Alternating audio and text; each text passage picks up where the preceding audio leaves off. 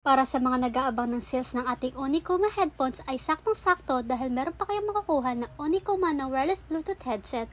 Plus, madaming freebies kapag nag-order kayo ng ating Onikuma X15 Pro Professional Gaming Headphones na meron ng adjustable microphone at syempre yung kanyang noise cancellation na pwede natin gamitin sa mga online calls.